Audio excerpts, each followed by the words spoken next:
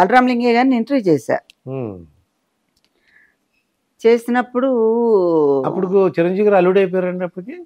అయిపోయారు. ఓకే. చిరంజీవి గారు అల్లుడు అవటం ఏంటండి బాబు. అయితే అల్లు రామలింగయ్య గారి ఇంటర్వ్యూ అంటే నేనేం చేశానంటే పెద్ద ఆయన కదా, కొంచెం ముందర వెళ్ళి ఒక రోజు ముందర రిహార్సల్ చేసుకుంటే బాగుంటుందని నేను వస్తానప్పుడు landline phones, cell phones రాలేదు. వెళ్ళాను, వెళ్ళి మాట్లాడాను. వెళ్ళేటప్పుడు ఏం చేశానంటే ఆయన మాట్లాడే మాటలన్నీ టేప్ రికార్డ్ చేసుకోవాలని చెప్పి అక్కడ ఒక ఇంపోర్టెడ్ షాప్ ఉంటే, ఇంపోర్టెడ్ గూడ్స్ అమ్మే షాప్ ఉంటే అక్కడ షాప్లోకి వెళ్ళి చిన్న టేప్ రికార్డ్ ఇంతది తీసుకొని క్యాసెట్స్ తీసుకొని వెళ్ళా. నాకేంటంటే అలవాటు, ఒకవేళ వాళ్ళు ఏజ్ వల్ల కానీ మాట్లాడటంలో కానీ ఏదైనా పాయింట్ మర్చిపోతే దాంట్లో వచ్చి మళ్ళీ లీడ్ తీసుకొని ప్రశ్న వేసి నాకు కావాల్సిన ఇన్ఫర్మేషన్ తీసుకోవచ్చు కదా అని చెప్పి ఆలోచనతో అయితే వెళ్ళాను. మాకు ఫ్యామిలీ డాక్టర్, హోమియోపతి డాక్టర్ ఆయన ఉన్నారు. ఆయన అన్నారు, విజయదుర్గ గారు మీరు అల్లు రామలింగయ్య గారి దగ్గరికి వెళ్తే నన్ను మర్చిపోకండి.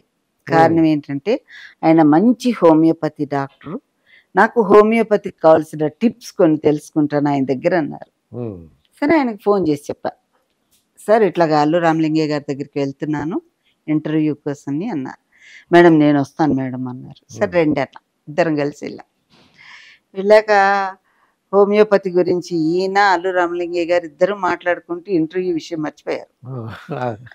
అంతగా విమర్శ అయిపోయారు హోమియోపతి గురించి మాట్లాడతా అల్లు రామలింగయ్య గారు. ఈయన తర్వాత ఇంటర్వ్యూ గురించి మాట్లాడానుకోండి, ఆ టేప్ రికార్డర్లో ఇంతే ఉంటుందండి క్యాసెట్, బుజ్జి క్యాసెట్, చాలా బుజ్జి క్యాసెట్. టేప్ రికార్డరు బాగుంది, ఎక్కడ తీసుకున్నారు అన్నారు.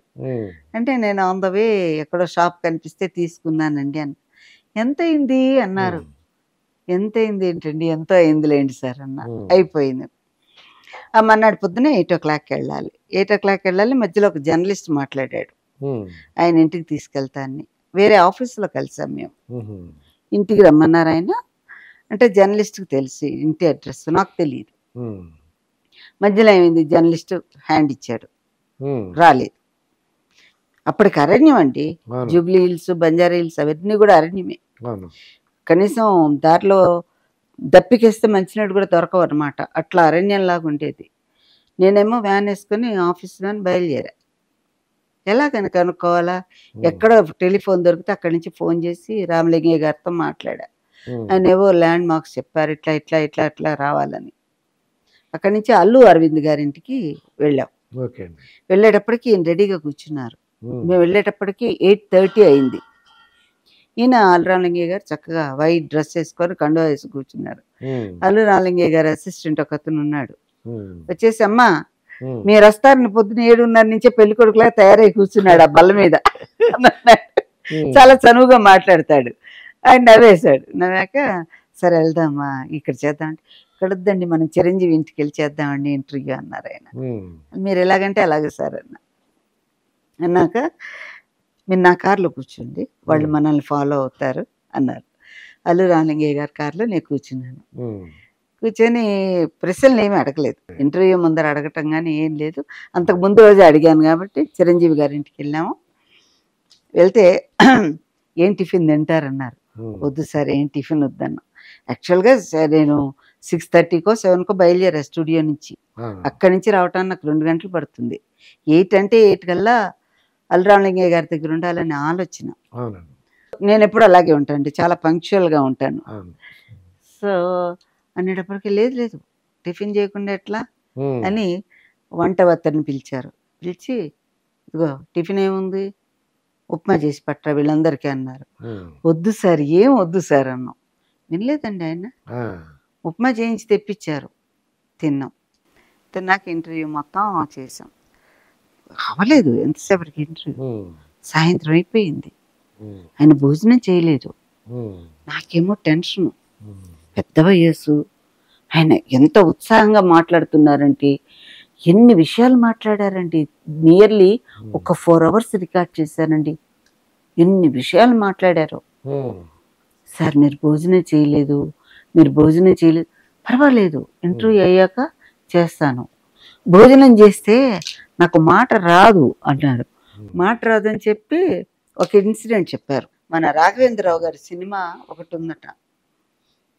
ఆ షార్ట్ ఏదో చేస్తూ మధ్యలో ఇంటరప్షన్ ఏదో జరిగింది.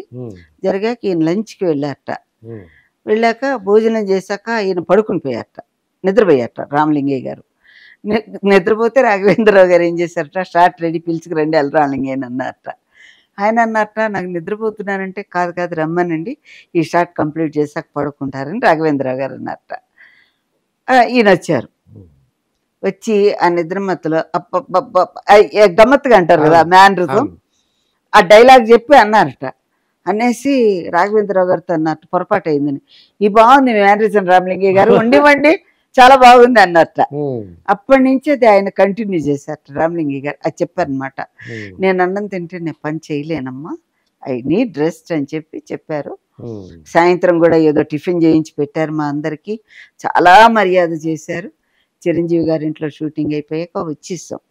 వచ్చేసాక రాత్రి ఫోను 9 గంటలకి రామలింగయ్య గారి దగ్గర నుంచి, చెప్పండి సార్ అన్నారు, మీరు తీసుకొచ్చారే టేప్ రికార్డర్, అది ఇందాక అంతే ఎంతోనే అన్నారు, అది మర్చిపోలేదు ఆయన. ఆ టేప్ రికార్డరు అన్నారు. చెప్పండి సార్, నాకు కావాలండి అన్నారు. అయ్యో దానిదే ఉందండి, ఇస్తాను మీకు తప్పకుండా, ఎలా పంపించాలి మీకు అన్నా. మా కుర్రాడు వస్తాడు, ఇంతకి రేట్ ఎంత అన్నారు. సార్ దాని ఖరీదు మీకు ఎందుకు సార్, మీరు తీసుకోండి. నో నో నో నో అదేం కుదరదండి, మీరు డబ్బులు తీసుకుంటేనే నేను ఆ టేప్ రికార్డర్ తీసుకుంటాను, లేకపోతే లేదు అన్నారు. అంత పెద్ద ఆయన అడిగితే డబ్బులదే ఉంది. నేను అన్నాను, లేదు సార్ అన్న, అలా కాదు మీరు చెప్తేనే అన్నారు. అంటే 1400 అయింది సార్ అన్న. రేపు మా వాడు వస్తాడు, వచ్చి మీకు ఆ డబ్బు ఇచ్చి టేప్ రికార్డర్ తీసుకుంటాడు అన్నారు. సరే సార్ అన్న. అంటే మన్నాడు సాయంత్రం ఆ కుర్రాడు వచ్చాడు. నేను క్యాసెట్ రికార్డర్ చేశాను, తీసుకెళ్ళిపోయాడు అనమాట.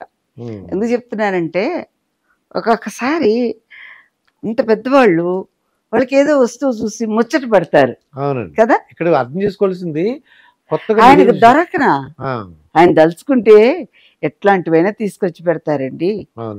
అల్లు అరవింద్ గారు లాంటి కొడుకు, చిరంజీవి గారు లాంటి అల్లుడు ఉండగా ఆయనకి ఏం తక్కువ అండి. కానీ అదొక సరదా ఇన్సిడెంట్ అనమాట. అలాగా జరిగింది.